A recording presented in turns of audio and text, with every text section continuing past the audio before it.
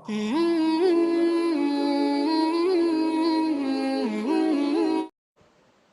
ابی ہریرہ رضی اللہ عنہ قال، حضرت ابو ہریرہ سے مروی ہے رضی اللہ عنہ کہ انہوں نے فرمایا قال رسول اللہ صلی اللہ علیہ وسلم، کہ اللہ کے رسول نے فرمایا صلی اللہ علیہ وسلم، من صام رمضان ایمانا و احتسابا غفر له ما تقدم من ذنبه، جس نے رمضان میں روزے رکھے ایمان کے ساتھ، یقین کے ساتھ، اور احتساب اللہ سے اس کے اجر کی امید میں، غفر له ما تقدم من ذنبه، اس کے پچھلے تمام گناہ معاف ہو جاتے ہیں۔ یہ نوٹ کیجئے کہ اس سے مراد گناہ کبیرہ نہیں ہے، گناہ صغیرہ ہے۔ گناہ کبیرہ کے لیے توبہ شرط ہے، گناہ صغیرہ جو ہے وہ ان چیزوں سے دھل جاتے ہیں۔ لیکن اب دیکھیے ومن قام رمضان ایمانا و احتسابا، اور جو کوئی کھڑا رہا رمضان میں، یعنی قیام اللیل ایمان اور احتساب کے ساتھ، غفر له ما تقدم من ذنبه۔ اب تیسری بات، ومن قام لیلۃ القدر ایمانا و احتسابا، اور جو کھڑا رہا قیام اللیل جس نے کیا ہے لیلۃ القدر میں ایمان اور احتساب کے ساتھ، غفر له ما تقدم من ذنبه، متفق علیہ۔ یہ حدیث بخاری اور مسلم دونوں کی ہے۔ اب یہاں جو بات میں چاہتا ہوں کہ آپ پر واضح ہو جائے، اس حدیث میں دونوں چیزوں کو پیرلل لایا گیا، من قام رمضان، من صام رمضان، پیرلل، بالکل متوازی، ہم وزن اعتبار سے، من صام رمضان ایمانا و احتسابا غفر له ما تقدم من ذنبه، من قام رمضان ایمانا و احتسابا غفر له ما تقدم من ذنبه۔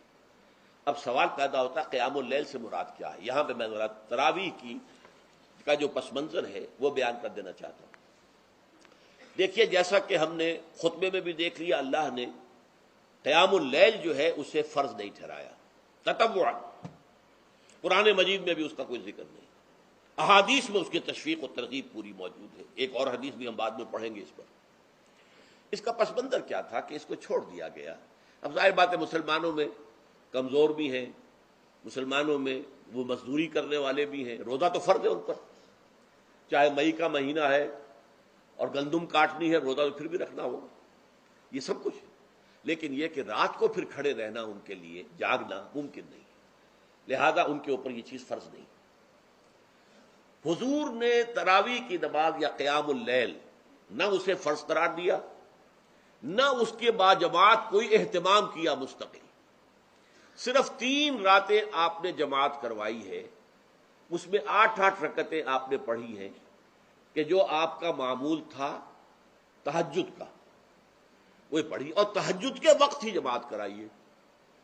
یہ ہے وہ حدیث۔ اس کے علاوہ کسی نماز تراویح جو ہے جو ہم پڑھتے ہیں 20 رکعتیں عشاء کے ساتھ متصل، اس کا کوئی ذکر نہ دور نبوی میں ہے نہ دور صدیق اکبر میں ہے۔ یہ دور حضرت عمر کی خلافت میں ہوا ہے، اور ہم نہیں کہہ سکتے کتنے سال کے بعد ہوا ہے۔ حضرت عمر رضی اللہ تعالیٰ عنہ کی خلافت کا دور جو ہے وہ تو 10 برس ہے، ہو سکتا ہے 5 برس کے بعد ہوا ہو، 6 برس کے بعد ہوا ہو، 12 ہوا ہے ان کے عہد میں۔ حضرت عمر ایک مرتبہ مسجد میں داخل ہوئے، مسجد نبوی میں، تو دیکھا کہ کچھ لوگ 8 10 12 جو ہیں وہ ایک جو ہے حافظ کے پیچھے کھڑے ہوئے اور قرآن سن رہے ہیں،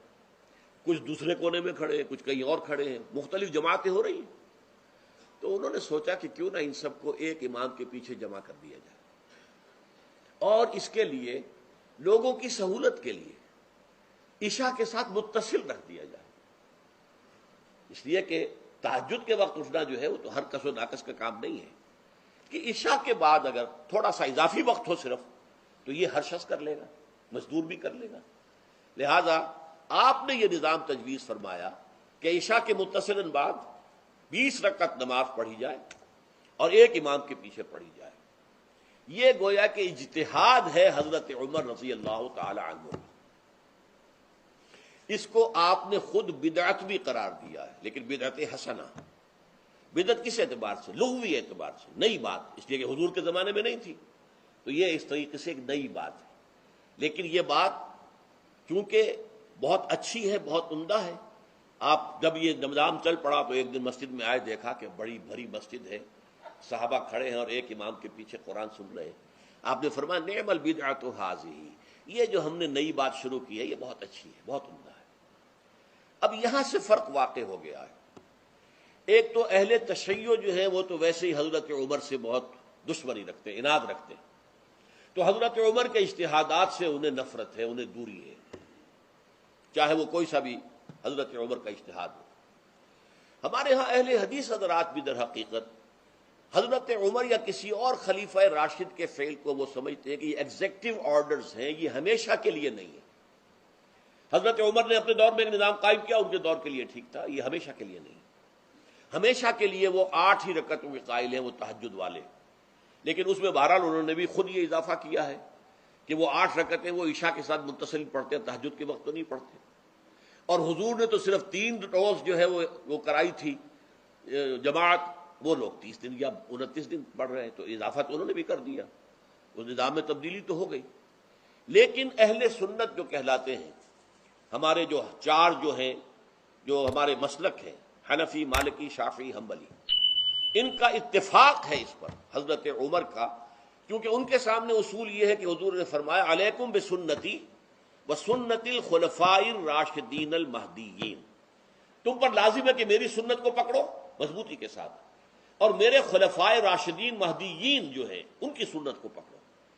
اس اصول سے یہ چاروں فقہیں جو ہیں حضرت عمر کے اجتہادات جو ہیں ان کو بھی پابندی سمجھتے ہیں کہ تمام عمر کے لیے، قیامت تک کے لیے امت مسلمہ پر ان کی پیروی لازم ہے، لہذا اس میں اجماع ہے۔ اور یہاں تک کہ یہ سب سے آخری جو اس میں مسلک پیدا ہوا ہے زمانی اعتبار سے، سب سے پہلے مسلک جو ہے حنفی پیدا ہوا ہے، پھر مالکی پیدا ہوا ہے، پھر شافعی پیدا ہوا ہے، اور پھر حنبلی آخری ہے۔ اور امام احمد ابن حنبل بہت بڑے محدث بھی ہیں، مسند احمد ابن حنبل جو ہے وہ بہت بڑی کتاب ہے، بہت اہم کتاب ہے، جامع کتاب ہے، تو ان کے ہاں بھی 20 رکعتیں ہیں۔ چنانچہ حرمین شریفین میں،